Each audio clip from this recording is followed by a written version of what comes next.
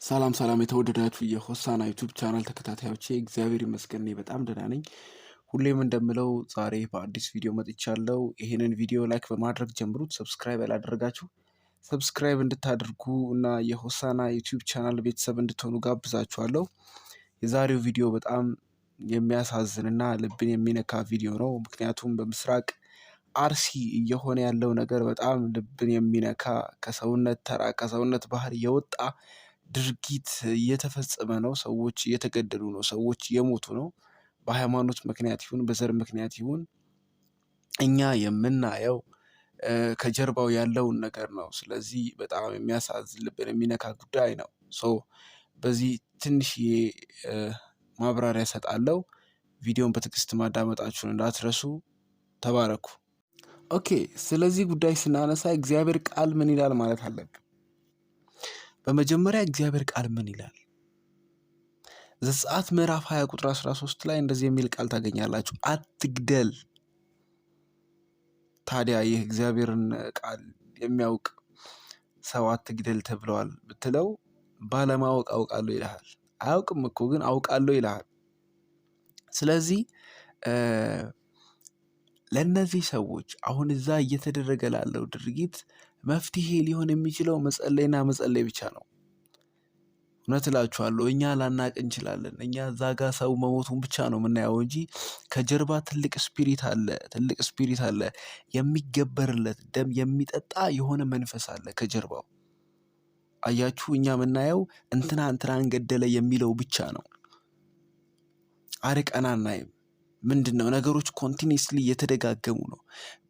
በተመሳሳይ ጊዜ በተመሳሳይ ወራቶች ውስጥ እየተደጋገሙ ነው። ስለዚህ ምንድን ነው ደም መጠጣት የለመደ የሆነ ስፒሪት አለ ማለት ነው። ይሄ ልትነቁ ይገባል። ስለዚህ ምንድን ነው እንደ ክርስቲያን ምንድን ነው ማድረግ ያለብን? አያችሁ፣ መመርመር ነው ያለብን ምንድን ነው ያለው ከጀርባው። ስለዚህ መጸለይ መዋጋት ነው ያለብን። እንዴት ያሸንፋል? ያ ደም የሚጠጣ መንፈስ እንዴት የወንድሞቼን ደም ይጠጣል? እንዴት የወንድሞቼን ስጋ ይበላል? መጸለይ ነው ያለብን፣ መዋጋት ነው ያለብን።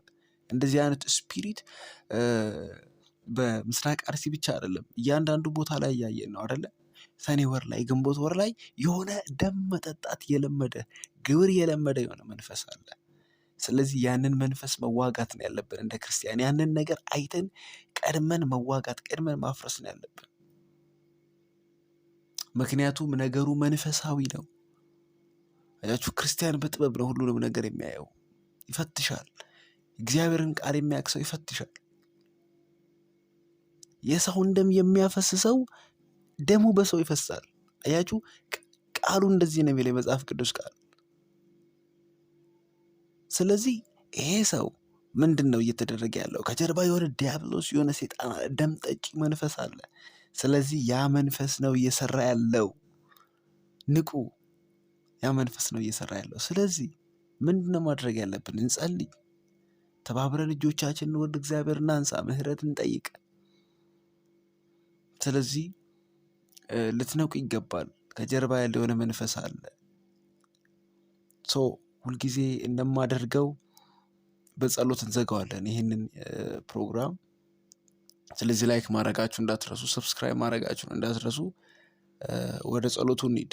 ባይዘዌ የእግዚአብሔርን ቃል አለማወቅ፣ ትውልዱ የእግዚአብሔርን ቃል ባለማወቁ ብቻ የዲያብሎስ መጠቀሚያ ይሆናል። አያችሁ፣ አለማወቅ ደፋር እንድትሆኑ ነው የሚያደርጋችሁ።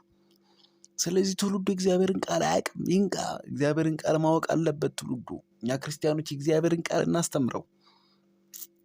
ስለዚህ አለማወቅ ደፋር ስለሚያደርግ ትውልዱ መንቃት አለበት። ትውልዱ እግዚአብሔርን ቃል ማወቅ አለበት። ስለዚህ እንጸልይና እንዝጋው። አይኖቻችንን እንጨፍርና ቅዱስ እግዚአብሔር ሆይ ስለዚህ የተወደደች ቀን አመሰግንሃለሁ።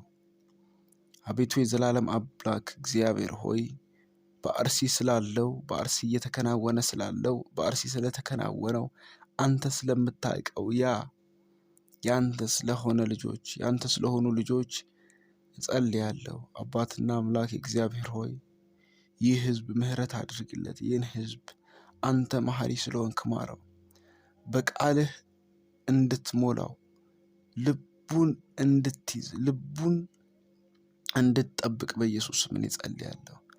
እግዚአብሔር አባት ሆይ በኢየሱስ ስም አለማወቅ ደፋር እንደሚያደርግ አለማወቃቸው ያንተን ቃል አለማወቃቸው የሰይጣን መጠቀሚያ እንዲሆኑ ስላደረገ እግዚአብሔር ሆይ በኢየሱስ ስም ትውልድን ቃል እንድታስተምር እኔ እለምንሃለሁ። እግዚአብሔር ሆይ ቃልህ እንደሚናገር አትግደል ተብሎ እንደተጻፈ ይህ ሕዝብ እግዚአብሔር አባት ሆይ በኢየሱስ ይህንን ቃል እንዲያስተውለው ይህንን ቃል እንዲያሰላስለው ይህንን ቃል በልቡ እንዲይዘው እግዚአብሔር ሆይ አንተ ሁሉን ስለምታደርግ እግዚአብሔር አባት ሆይ አንተ ሁሉን ስለምትችል አንተ መሐሪ ስለሆንክ አንተ ስለምትምር አመሰግንሃለሁ።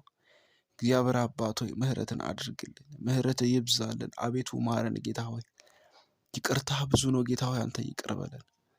እግዚአብሔር አባት ሆይ ምሕረትህ ብዙ ነው፣ አንተ ምሕረት አድርግልን፣ አንተ ምሕረት አድርግልን። የዘላለም አምላክ እግዚአብሔር አንተ ይቅርታህ ብዙ ነው፣ አንተ ቸር ነህ። እግዚአብሔር አባት ሆይ በኢየሱስም ደግሞ ጸልያለሁ በዛ አካባቢ ቤተሰቦቻቸውን ላጡ እግዚአብሔር አባት ሆይ ልጆቻቸውን በአንድም በሌላም የሆነ ነፍስን ያጡ ወላጆች ቤተሰቦች እግዚአብሔር አባት ሆይ አንተ መጽናናት እንድትሆናቸው አንተ መጽናናት እንድትልክላቸው በኢየሱስ ስም እኔ ጸልያለሁ። ደም አይፍሰስ። ደም ጠጪ መንፈስ በኢየሱስ ስም የተወጋ ይሁን።